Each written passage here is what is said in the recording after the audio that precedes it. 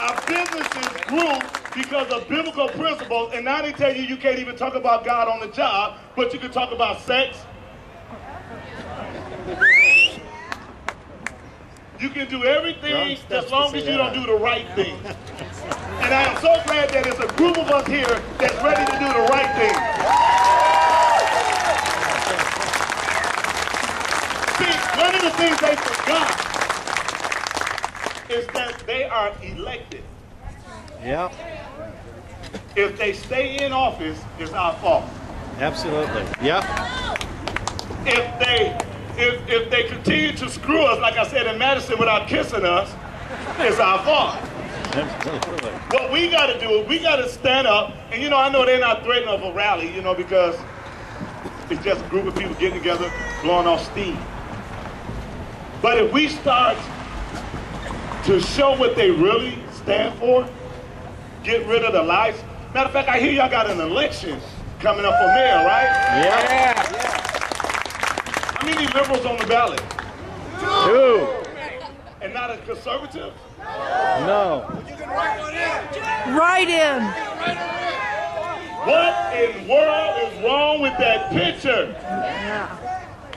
Representation. See, we got to educate people because everybody always, like I said in Madison, we only go to the polls when it's a general election.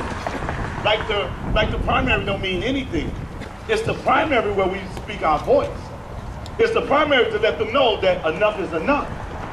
But everybody get a pencil together, and you go in and write in that conservative term. See, I don't believe that Racine is a dead city.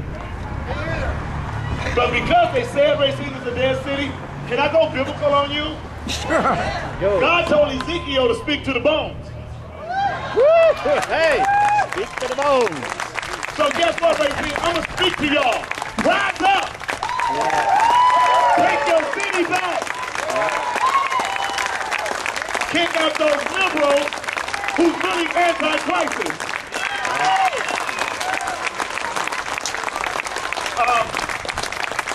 In my hand here, they pass you out these envelopes. They're called Taxpayer Action Package.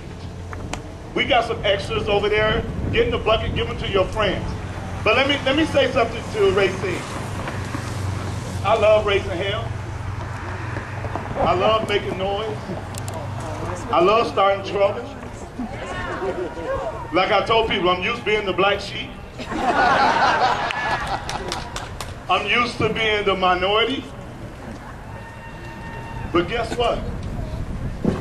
When Gideon was getting ready to go to battle, God said, you got 2 minutes. So God said, tell half of them they can go home.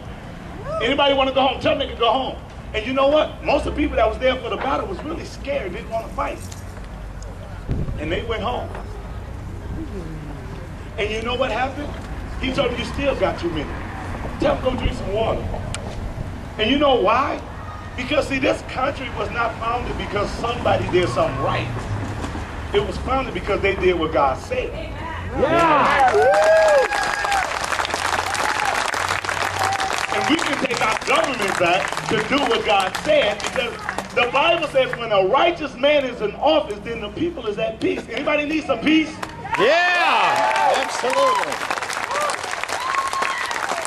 All I want to say to you is this, and I really believe I'm on assignment with God to put God back in government.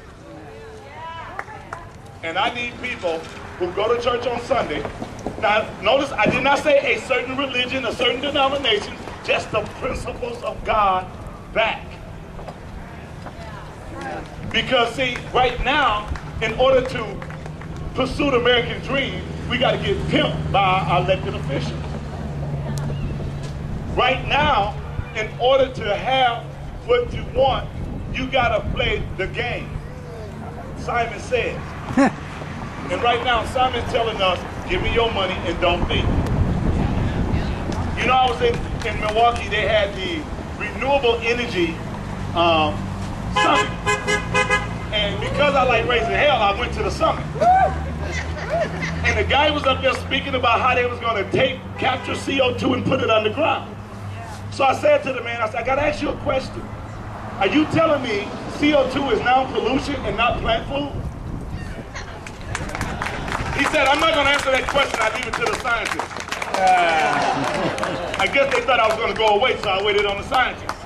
It's not rocket science. And the scientists said, there's 385 ppm of CO2 in the air. And I said, you know, you keep throwing that number at us, 385 ppm in the air. I said, but you know what? I'm in agreement with you. It is. I said, but it's only equivalent to 4 pennies of my $100. How is that changing the climate? He wouldn't answer that. So my last question to him was, if I bring a scientist in the same room with you to debate with you about CO2 controlling our climate, would you debate? And he says the same thing that our politicians say to us. We are too stupid to know what two scientists is talking about. You know what they're saying to us? We are too stupid to know how to budget our own household, spend our own money, or even save our own money. That not only am I going to spend your money, I'm going to spend your children's money, I'm going to spend your grandchildren's money, and I'm going to spend your great-grandchildren's money. Absolutely, absolutely, absolutely. They forgot one big thing. The Bible said a wise man leave an inheritance for his children's children. He did not say a wise man leave his inheritance for the government, but for our children's children. So we got to let them know that we are, you know, one more thing as our closest thing. The Bible says something else. The Bible says a wise man can be a fool, but a fool can never be a wise man. And I don't think none of us out here are fools. God bless you, Racine.